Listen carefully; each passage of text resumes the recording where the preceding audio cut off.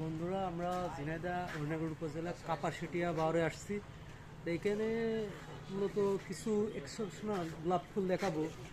Already এখানে বিশাল বড় বড় যে সাদা ফুল, সাদা গোলাপটা অনেক বড়। তারপরে এটি হচ্ছে গাঢ় গোলাপি, কিন্তু যে গোলাপ ফুল সচরাচর আমরা কিনে আসছি, কিন্তু তার আগে তোলা দেখাই এই ফুলটা অনেক বড়। গোলাপ এত বড়, সত্যি মনোমুগ্ধকর। কিন্তু আমরা যে ফুলটি দেখানোর জন্য অধীর আগ্রহ আপনাদের করেছি, ব্ল্যাক গোলাপ। এই যে ব্ল্যাক,